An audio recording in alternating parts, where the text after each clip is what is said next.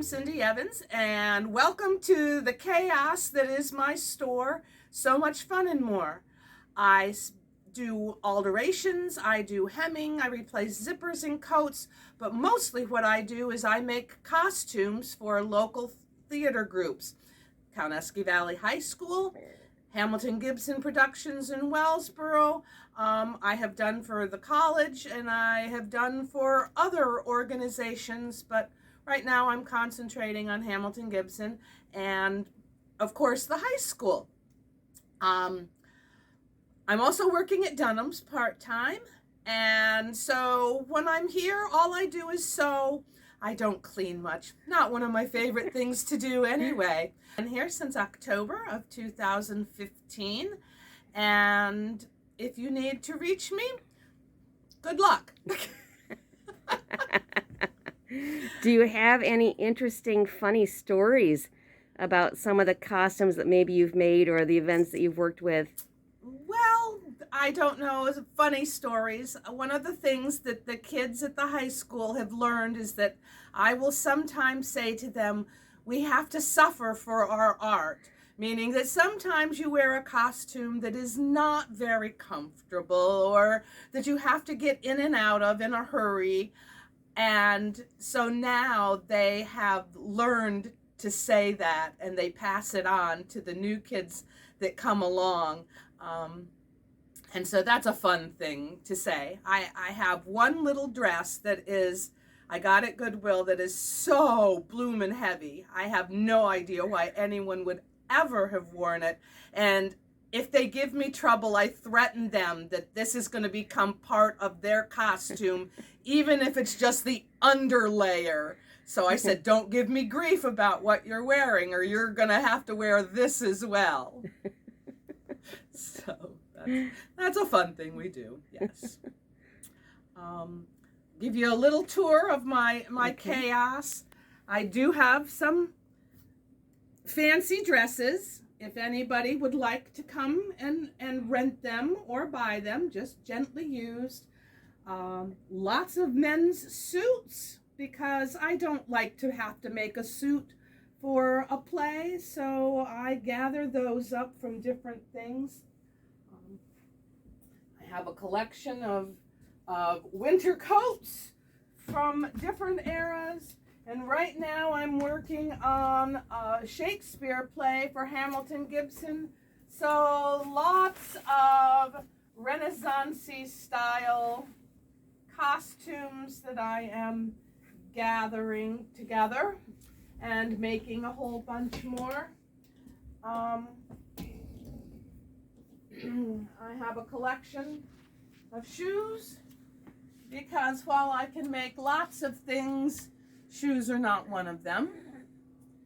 And then if you want to come, like I say, through the path that is the chaos of my life right now, and into my back room where I sew. My fabric is semi-organized. I'm just one of those people that knows where to find things, usually in the chaos. Usually. Okay, so this is the dress that I threatened the kids at costumes with, that they have to wear. It doesn't look like it should be heavy, but it weighs about 5 to 7 pounds. And this is what I threaten them with having to wear as part of their costume if they'd give me grief about the rest of their costume. Oh, I've never had to make anyone wear it just yet. The threat is what does it. The threat is good enough. How many threats have you given? How many threats? Oh, I only... one every season. Oh. Every season when we start, Somebody's got to complain. complain. And I have a dress. Somebody's got to complain. If you give me grief about your costume, you have to wear this one. And the older kids are like, yeah, and she'll do it too. But I've never had to make anyone wear it. Oh, that's funny. So, but it is. It's very funny.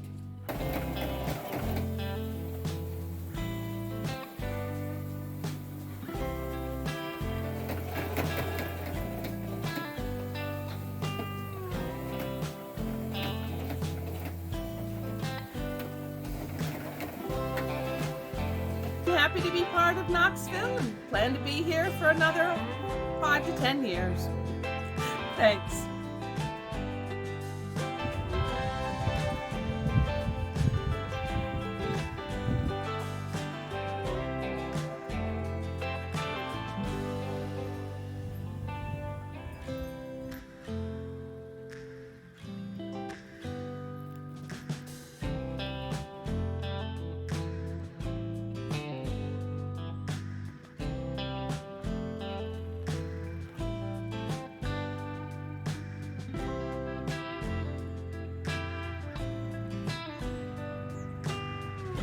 So this is the old Knoxville Borough High School. A painting looks like done by Robert Schoonover in the year 1992. And it is hanging here in the borough office.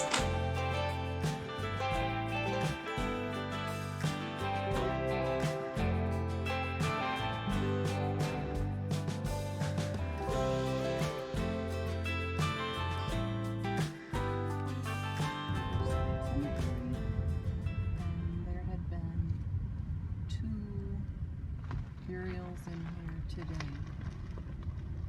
2 separate groups of people in here. I can go around this loop this way. Okay.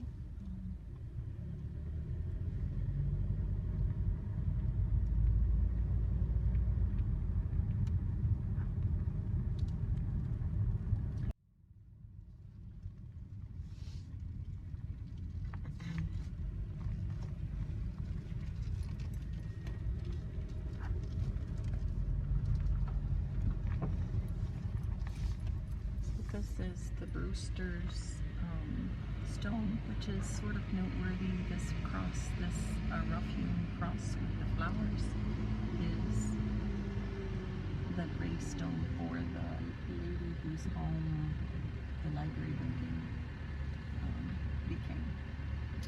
Mrs. Abby Billings Brewster. This is her cross here, which is unique. I'll just go around this loop here.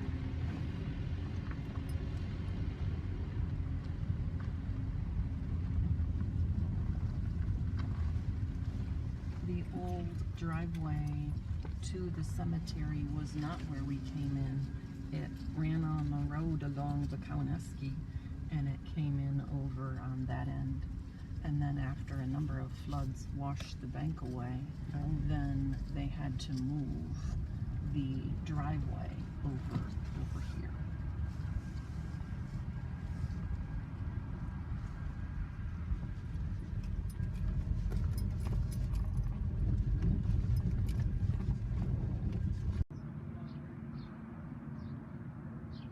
Here we have Rocky's inspection station and all glass and mirror. We're going to go in and pay him a visit. He's been here a number of years and he has a couple different things going on. So this is Rocky's inspection station and his home brew. This is a view of the main street of Knoxville as it looks in the fall of 2021. So we're here at All Glass and Mirror, which is also Rocky's garage, body shop? It's a homebrew. Home and brew. we do vehicle inspections. Okay. So Rocky, can you tell us how long you have occupied this space here in town? This has been a glass business for 21 years. I've owned it for 17 years. Okay. All right. And do you do windshields? Yes, we replace windshields, all glass, all glass, and all commercial, residential. So if I brought you a window, like to be a window to have a glass put in it, I'd be happy to. Yes, indeed. And how about, can you cut round things if I have a vintage mirror? I can indeed. Okay, all right, thank you. And we have a customer over here from Westfield. Hello. Howdy. And looks like you're burning wood here. Do you have wood indeed. back there? Okay, all right. And so is it about half and half glass and beer making supplies, or No. Beer making supplies is just, the homebrew business is just for fun. Okay.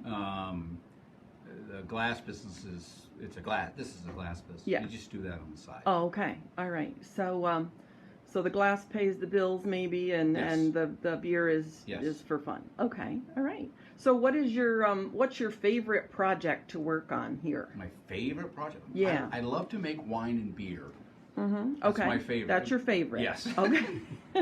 All right. So, and you have quite a lot of customers coming Yes, in for the beer. Indeed we Yeah. do. How Yes. far away might they come? Do they come I from? have people come from Ulysses. I have people come from Mansfield, Wellsboro, Payne Post. Okay. Probably, I'd say a 50-mile radius. Oh, Yeah. okay. All right. I know the homebrew business has been accelerating, certainly Indeed, all over yes. the county. Yes. So, okay. Thank you, Rocky. Well, We you're very appreciate welcome. your being with us today, and you can watch for our video to come out. I will.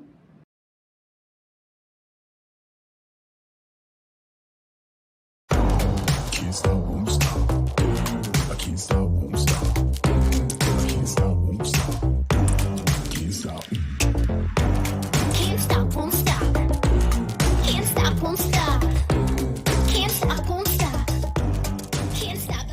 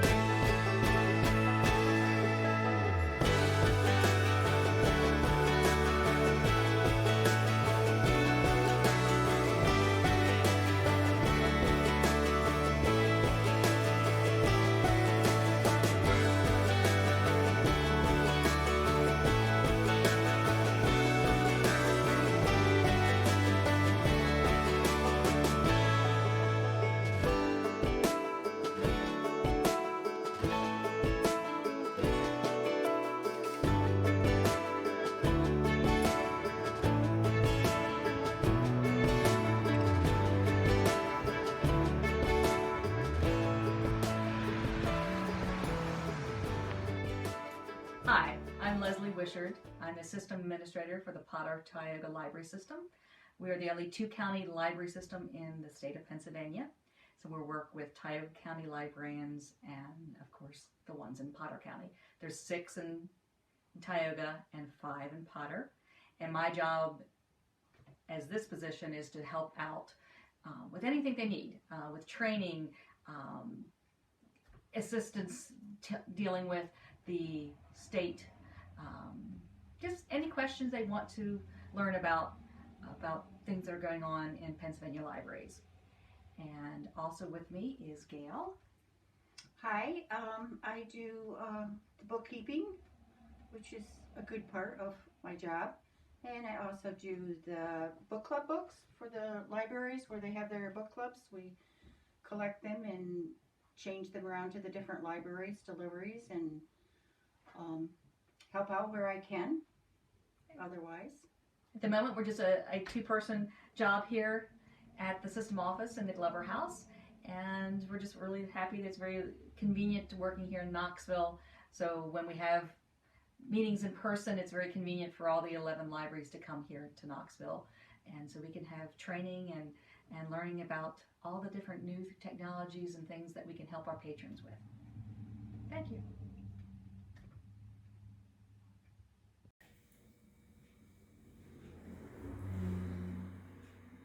Okay, we're in with one of our local businesses with Shannon and Diane. Good morning. Tell us a little bit about yourselves. Wait, that's a trick question. So, local hairdressers. I've been here with Diane for 21 years on Wednesday of this week. So, yeah, I've lived in Knoxville my entire life, and not just Knoxville, but Knoxville Borough. So, I have my husband David and 4 kids, and live here with my family. Wonderful. And Diane? I have been here, been a hairdresser for 59 years. Been here, yes, I solved that off. Forever, but I'm only 40-ish. That's right. She was 29 for a long time until 39. Oh, 39 for a long time until I bypassed her, and then I told her she wasn't allowed to be older than me. No. Or younger than me. Sorry, younger than me.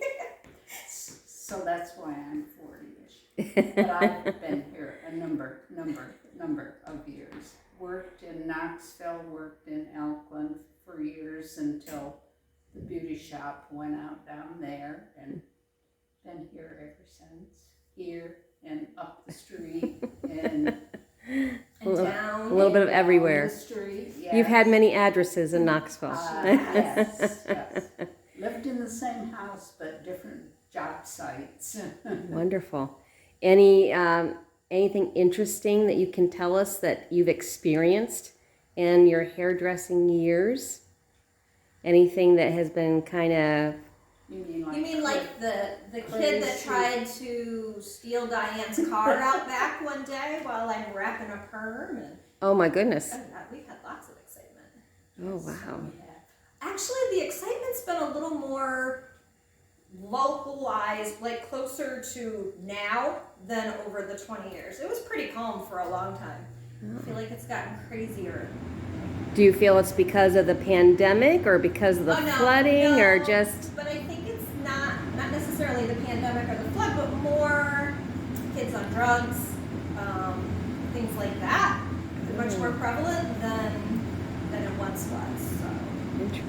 And we love working together. We love working together. Wouldn't change that for anything. Yes. I guess she can retire when I retire. Well, with close quarters, it's best that you do get along. Oh, yeah. So that's great. Yeah. Excellent. Yes, I worked here with another lady, and she divorced her husband, married another guy, and moved away. And I turned the house that was behind the bank into a beauty shop, and I was there by myself. And then I had just had my son, and Diane said, "Hey, would you want to move over here?" And I was like, "I just want to wait. Give me 6 months to decide." because I had Christian and I wanted to make sure I could make it on my own. And then I figured the numbers. Right. What I pay now, what I pay splitting rent, utilities, and all of that, yeah, it was a no-brainer. Like, hey, so I moved, closed the shop after Thanksgiving weekend over there, and opened December 1st over here. And so, 21 years. Didn't look back. Not Didn't at look all. back. Nice. And we love one another's customers. Oh, absolutely. They open the door and walk in, and you see them so frequently that they're just friends and friends, and so you just get to call them family. Yeah. That's nice when we all get along. Yes, yes. All right. We do become a part of people's families. So Yeah. there was a post that I saw on Facebook once that said, "I've seen you through a marriage, 2 kids, and a divorce. Yes, I can tell that you cut your own hair." So it's just, it's really just kind of perspective. You really do get to become part of everybody's lives. Yeah. It's probably the best part of the job. You probably hear everything too, Oh, absolutely. because you're so easy to talk to. They talk to people when they're sitting in the chair. Oh, definitely. Yeah. One of my customers calls me her therapist, and I love that. So. Yes. So you've been here 21 years. Yes, ma'am. Got your own little stand. And it seems to have worked out really well. Yes, it does.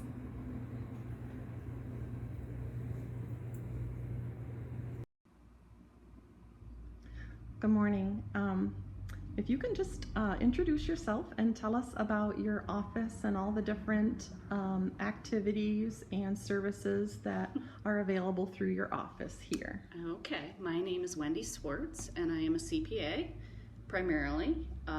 Our office also is the home of Swartz Electric, which is my husband, Ivan Tough Swartz. He runs that business. We also have several rental properties that we manage out of this building.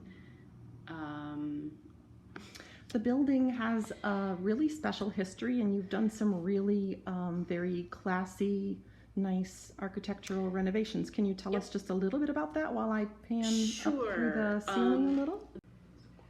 Okay, the building itself was built in 1924 as an annex to the Episcopal Church in Westfield.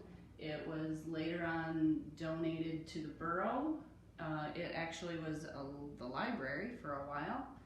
It became the borough offices, and then over several years we bought it and restored it. When we purchased the building, there was an ugly drop ceiling in it. We opened up, this is all the existing woodwork. All of the ceiling is existing. We redid the roof, insulated, put all new windows. We had custom windows made to duplicate the original shapes.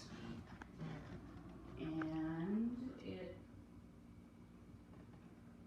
basically serves as our office and is very cozy. A temporary schoolroom for a few years? Is Yes. that true? From what I'm told and pictures I've seen, it housed at least one kindergarten class that I know, and that was a class that Joe Simonetti and John Doan and Earl Robbins all were in. And apparently the school was broken down into pieces throughout town or something for a while. And Right. During an era where they were sending some children to the old Presbyterian church and some children to where is now the fire department. The fire department and this building. Right, and it might have been, we'll check that, we'll check all those dates. I don't know. I'm thinking that would have been the early 60s, maybe. So Wendy, you serve as CPA for a number of libraries. I maybe? do. Mm-hmm. I Okay. do. I have a small CPA we call it a sole practitioner practice. Okay. I serve, I serve a lot of different clients, but I have several libraries. I go as far as, my clients go as far as probably Forsberg, and all over the county. And my primary business is a tax practice, so I do a significant amount of work in tax season, and I do bookkeeping for many other people year round to keep me busy. Okay. And how many years has it been that you have had your CPA business? Okay. I obtained my CPA license in 1998, and I worked for a firm out of Wellsboro at that time, and then I left there and went and served as the controller of the Westfield Tannery for several years. And about 2004 or 5 is when I decided to go a solo practice, and I left the tannery and have been in town functioning since then. Okay. Well, thank you for showing us your beautiful building that you use as your office, and for being part of our video to document what 2021 is like and the people here during this time. Thank you.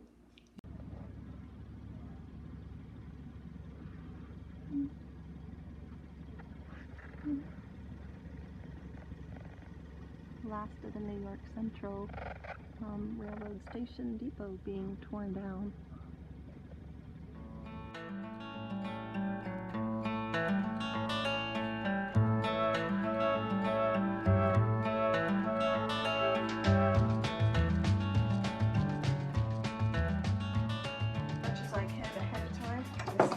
So Sandy's making chicken pie today. That's in the oven. This Or one's gonna cherry be, pie. This one's going to be a cherry pie for cherry- Jean Shalters. Okay. Only because I have to use up this can of cherry pie filling. Sweet potatoes going for bird and dog. And bacon. And bacon, because I fry my bacon all up at one time. Hey, Bailey. So today we're here with Sandy Fischer in her kitchen, and she's got some cooking in progress, and she's got her dog and her bird here. And Sandy, can you tell us a little bit about you and your husband Larry and when you moved to Knoxville and bought this house? Larry put 28 years in the military. He retired. We traded the OD greens for Civil War blues. Okay. And we moved in here in 2003. He was already into the reenactments and the skirmishes and the living histories, and we just kept on going. Okay. He passed in 2016. I kept the business going until this year. We made friction primers, detonation devices for Civil War cannons. If the primer doesn't go off, the cannon doesn't go off. So we had a very lucrative business. We're down to probably 2 of us in the country that make them to sell. There's a handful there's a pocket full of people that make them just for their unit, but we made ours to sell. We sell year round. California and the South shoot in the spring and the fall, and the Yankees here in the Midwest shoot all summer long. They start Memorial Day and keep going until almost Veterans Day. Okay. So we've sold quite a bit through the years. Okay. When you and Larry were here a few years ago, I recall that you would dress up and be part of the Pennsylvania or the Valley Outdoor Fest, and you would be in your costume doing some educating with the public here that would visit. There's not been a reenactment per se. No. You know, there's no battleground around here, but you would do like a kettle of soup, and you would do some maybe cannon shooting, right? How many years did you participate in that? The Valley? Over here at the 2 airfield. years, maybe 3 years. Okay. I know we did it for 2. We might have done it for 3. Okay, so you would dress up, and then you would fix era appropriate food, like a kettle of soup or... We did ham and bean soup. We did pies. The guys brought the cannons in. They did artillery demonstrations. I think we had the mortar in to do that with it also. The one year we did a fashion show, so I had a lot of friends put my clothes on, and we did a very nice fashion show. We had other friends come in and do more living history stuff. We had a surgeon come in and do his stuff, and a few friends like that. We had a good time. Very well. And what is or was your favorite event to attend with Larry when you were in the peak of doing the reenacting? What was your favorite place to go as far as like traveling? I think you said you went to Gettysburg numerous times. Is there another battlefield reenactment that you particularly enjoyed, or? Gettysburg was Gettysburg. That's all about the money down there. Cedar Creek is in October. That is the last big event for the Yankees, for the Midwest. I mean, for us up here. It's a very nice laid-back event. Most of us are out there. There's a lot of camaraderie, a lot of visiting the different camps and saying our goodbyes for the season till the next season. So Cedar Creek would probably be my better one. Okay, and is that in southern PA or is that in Virginia? That's in Virginia. In Virginia. And what's the closest bigger town to that? Winchester. Okay, in the Shenandoah Valley. Okay. All right. And when you were shipping primers at the peak of your time here, did you and Larry do all the work yourselves, or did you employ some part-time helpers? We employed your son. Right. Okay. and some other high school, middle school. We employed quite a few of the local high school boys. A couple of the girls. They did some handwork that my hands wouldn't do anymore, and kept us up to date on different things. But it gave them a little pocket money, and it gave them some time and a lesson to learn how to work and to be on time and all that kind of stuff. We had quite a few young men in here. Okay. All right. And Larry passed on in what year? 2016. Okay. Day after Veterans Day. Okay. All right. Actually, no, he passed in 2013. I'm sorry. I got her in 2016. That's where the 16 comes from. Okay. Yes. All right. Okay. And you've also lately done a lot of beautiful renovations to this house. This house belonged to Emmett Dearman? Yes. And so did you enjoy that? Was there a favorite part of that? The floors. Okay. The hardwood floors in this house are amazing. And I sat on my tush and I sanded every one of them and re-stained them and put 5 coats of polyurethane on them. But they are awesome. So that was my very big job for me to do. But everything else has been totally done. There's new insulation, new windows, new wiring. Okay. All right. It's beautiful, by the way, from the outside. I'll probably take a still shot of the outside. And so what is the status of Fischer Primers now? Fischer Primers was sold this year. Okay. It went to Brubaker Primers. Stephen and Jerry Lynn out of Westfield purchased the company, and they're running it from their place, and they're doing a good job. They've worked with me all summer, so they know how to do it. This is a product that you can't change anything. There is one way to do it, and as long as you stay on that one way, you will not have a problem. But if a primer misfires, you've got a loaded cannon that you now can't shoot, and that's a problem. So our guys like to know their primers are going to fire, and we've got a really good firing rate. We have very few that misfire. Okay. All right. Well, thank you very much. Is there anything else that you'd like to add to let folks here in Knoxville in the future know about your house or your business or your time here? The house and the property is outstanding. I almost have it finished. I'll always be working on the gardens.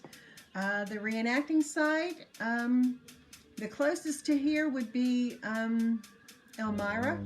They do a nice living history there if you want to go and see. Is that a new town? Over in New York? Yeah, somewhere. Newtown Battlefield. Yeah. It's a revolutionary site. Yes. I hope I'm not covering the camera. Today we have with us here at Knoxville Public Library Hilma Forsberg Cooper and her brother Alan Forsberg, and they're going to chat with us about some of their childhood memories growing up here in the village of Knoxville during the late 1940s, early 1950s, as they recall things. And they have a number of stories to tell us. So with that, I'll go ahead and let you begin stories that you've thought of that you would like to share with us. Go ahead. First of all, thank you, Ellen, for giving us the opportunity to share some of our experiences, some of our history, some of our life. And we're glad to be here to do it. And so with that, I will pass it on to Hilma and see what comes forth. I thought you said your stories were going to come first. No. Well, We're doing this. Well. Alan, you have some more things that you have to share with us about Knoxville back in the day. Go ahead. Thank you, Alan, for providing this opportunity to share some of these experiences. Today I would like to mention some of the things that not only were experienced by the residents and the local inhabitants of this community, but also those from the farming area of Deerfield and the surrounding area. Knoxville residents living here every day could walk to the post office. They were seen going to a given grocery store. We had 3, 4. You had Lugs, you had the Red and White, you had Market Basket, and the lower store. And people could walk to any store, get provisions for the day. I mean, people would go to the store every day that lived here, and they go to the post office and get their mail. And that was from the library to the post office, from Billings Park to the bank. People participated in various places along the way, okay, because they lived here. So today I'd like to mention to you folks about a farm family, the farmer and his wife, who made the list at home and who came to town once a week. And their day to come to Knoxville was Tuesday. And as you both know, Tuesday was sale barn day, where you could go to the sale barn, fight through the blue air, and listen to the auctioneer, and you could buy, and you could sell, and you could trade, and you could swap, and you could visit with people and see people. And the merchants in town just loved Tuesday because it brought people to town. There were cars on side streets parked everywhere, and it's sale day. And the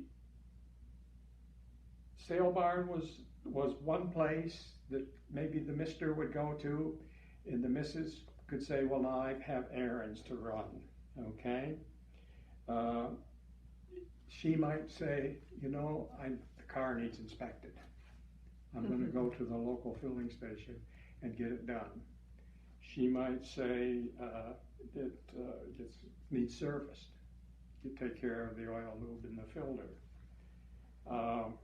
They could, in season, get the snow tires on.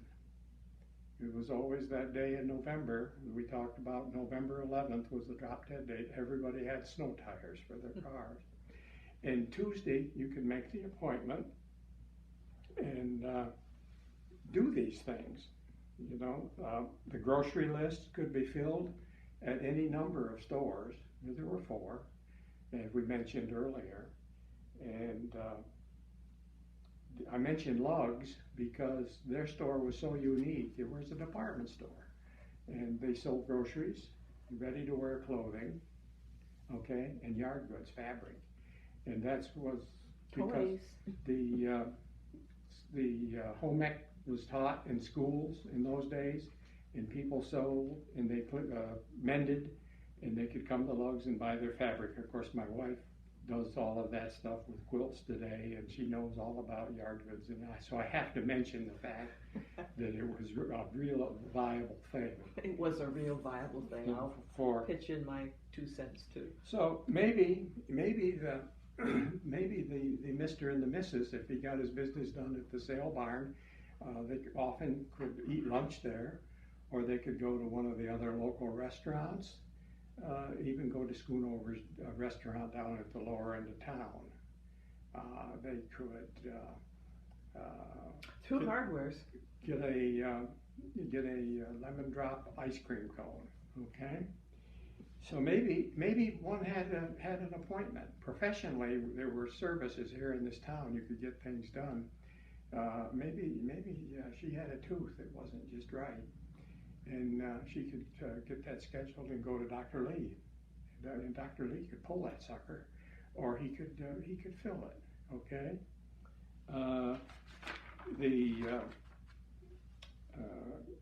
Could go to Dr. Lewis. He had hours from 1 to 3 in the afternoon. Maybe somebody needed a physical. Maybe a child needed the vaccination. Oftentimes. These needs, I mean, when I think of my health today, our health today, we're alive today because of Dr. Lewis. And he would see to it that these things could be scheduled, and as a part of the errands of a given Tuesday, they could get these things taken care of. Dr. Sagers, if you had, he had the veterinarian clinic, of course, and provided veterinarian service for the whole area around here, and it later became a Northern Care Clinic with Dr. Bush. Okay, so and then the other professional service was maybe on their list was, you know, we'd like to make out a will, or we'd like to sell some property, so we could go to Attorney Glover, and he could see to it that all the legal matters were taken care of and everything was all set. So that could happen, and it all could be done. And as I mentioned earlier, the town folk had access to this every day, but the farming community might not only come once a week. In summers, I think they came a little more frequently, but in the winter, it might be 2 weeks. Okay. So we move on to the First National Bank. And Mr. Farmer or Mrs. Farmer or whoever would be the case who did the banking said we need to go and see if we can get a loan at the bank. And they want to put an addition on the barn.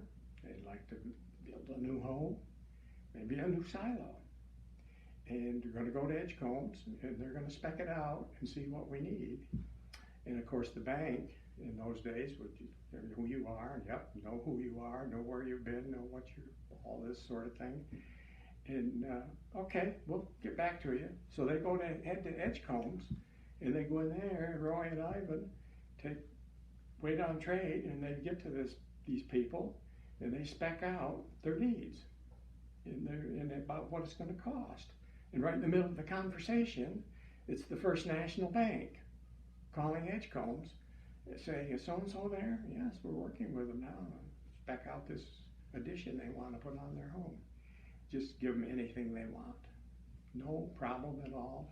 A handshake did it, and the people are elated, and they go on, and they leave that day, and they not only got some of these other things done, but they all of banking and all of the construction in Edgecombs have the material, or we'll get it, and we'll get it to us, and we can go ahead and get a carpenter and go to work.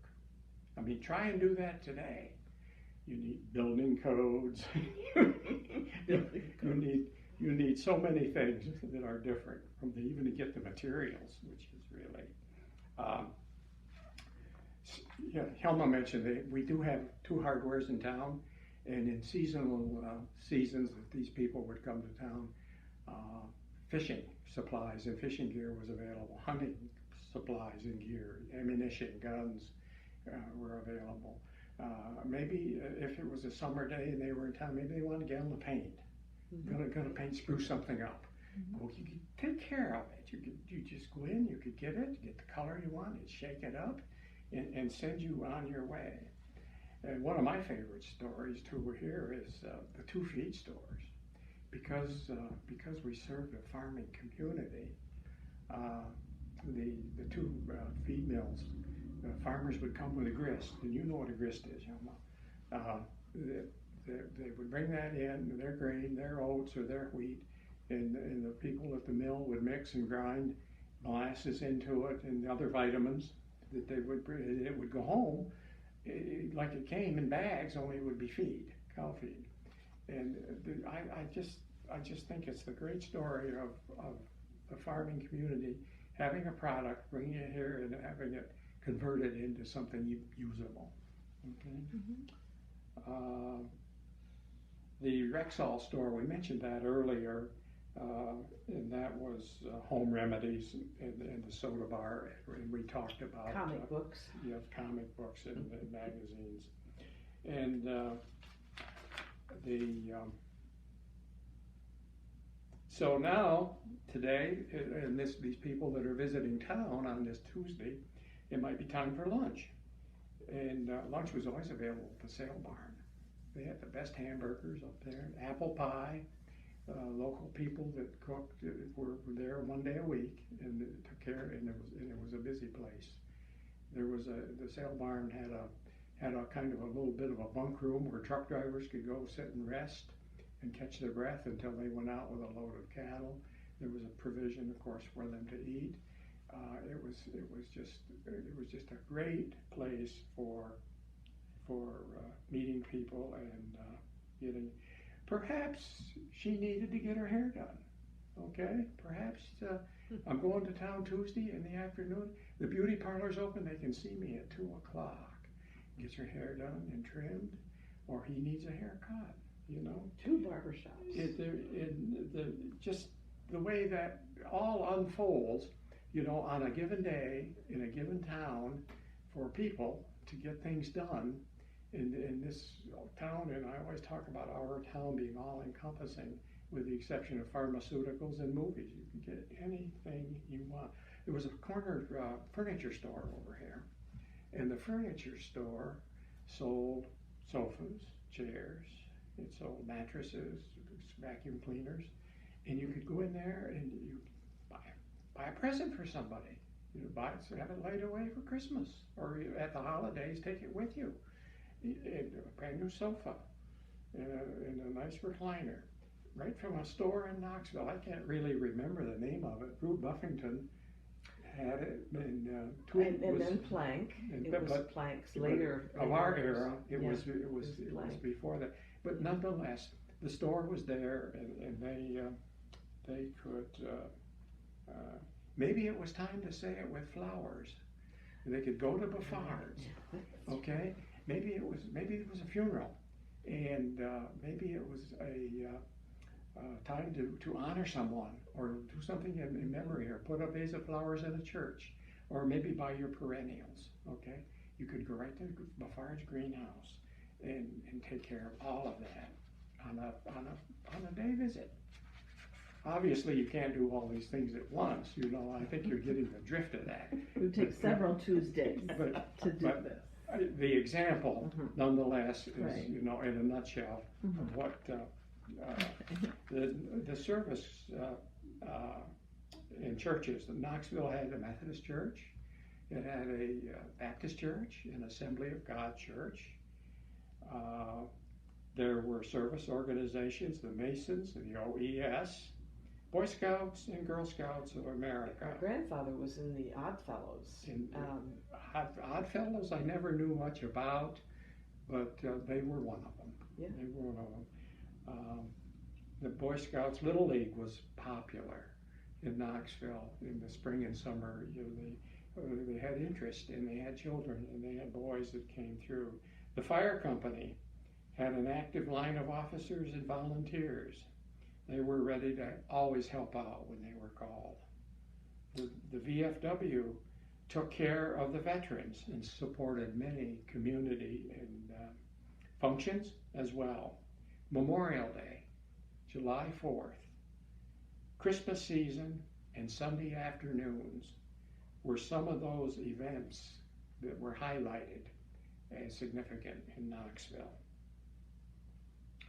In the evening, in town, the barber shops were open. In the evening, the Rexall store was open, and these were places that were gathering places. You could go and you could experience what was happening around town. All stores were open on Friday evening. The library was open on Friday evening. And all stores were closed Wednesday afternoon. I always knew the library to be open on Saturdays. I never knew too much about it during the week, but if you'd have to come to town on a Saturday for the library, or Friday evening, because don't come on Wednesday afternoon because things are sealed up tighter than Wednesday a drum. afternoon. Okay. So Knoxville and the farming community were all aware of national events, okay? This included everything from the World Series to Did You Get Your Deer, or to when Harry Truman fired MacArthur in the Pacific in 1952. Newspapers, the Saturday Evening Post, Life magazine, even Ladies' Home Journal were all available for the town folks. Okay. AM and FM radio was available, and TV came in the early 1950s. Okay. Knoxville was not a Teflon-coated town. It was a bedroom community. Some 24 people worked at the Valley Tanneries. Untold others drove to the cities for work. Today, Knoxville remains just that. Today, a nice town to live in and raise children. Finally, Knoxville was served by 2 railroads. And daily, the daily freight came into town in the morning and back in the afternoon, and thus enabled Knoxville to serve its people very well during the 50s.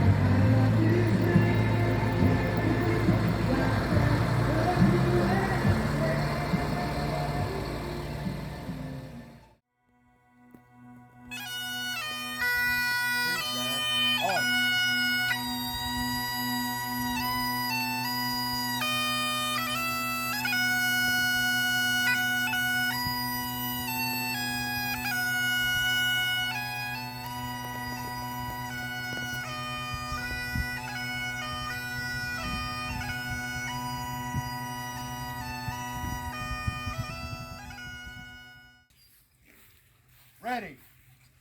Aim. Fire. Aim. Fire.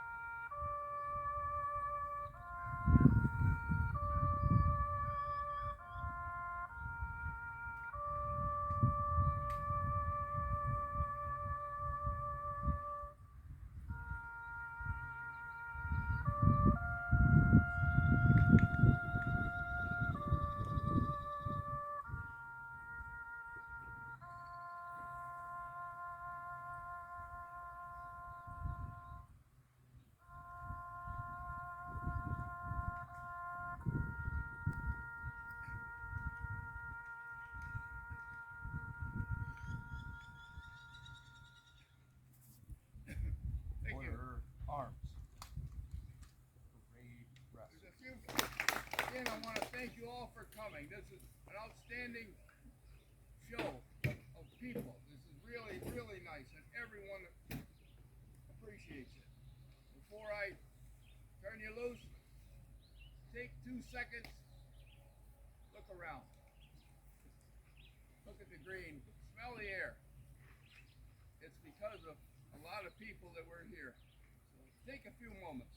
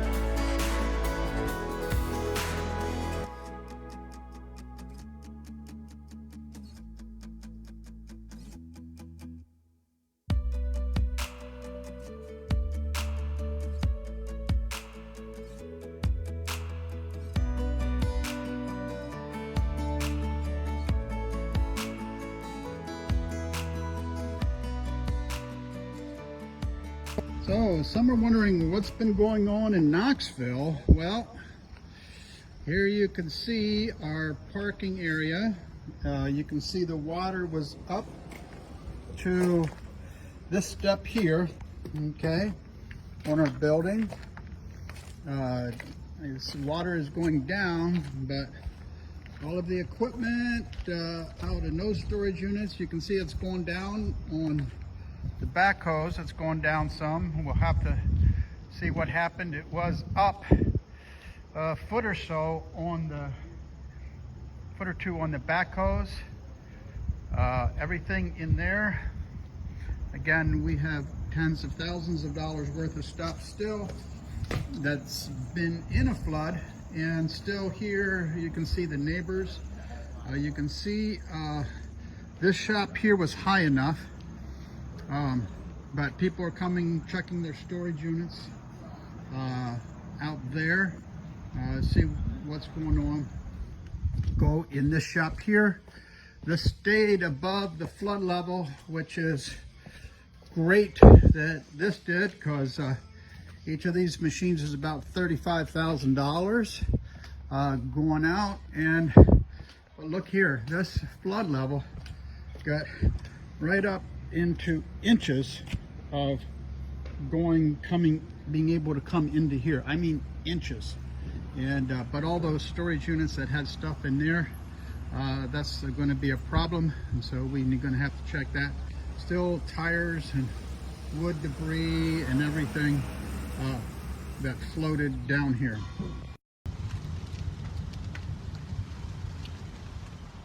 This is looking west up the Kauneski where the Troops Creek comes in, and it changed a lot and left a lot of new and different gravel bars when it flooded on August 19th at about midnight. So that caused a lot of trouble with flooding up Troops Creek and here in Knoxville. So this is what it looks like with the water back down, but you can see it's still brown. And it always is changing and adding lots of force there where the Troops Creek comes into the Kauneski.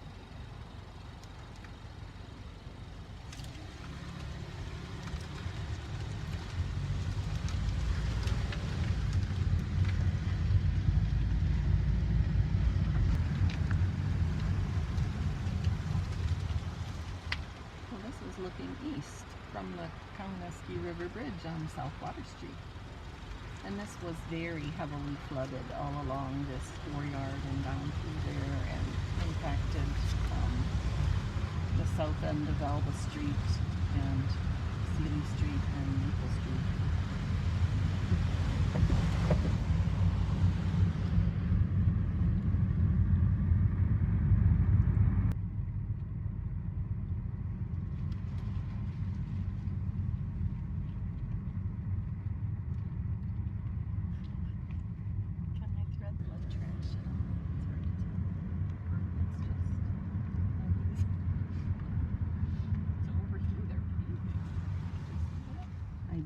I see that they're working on the sidewalk there. And the corner where it had been torn away.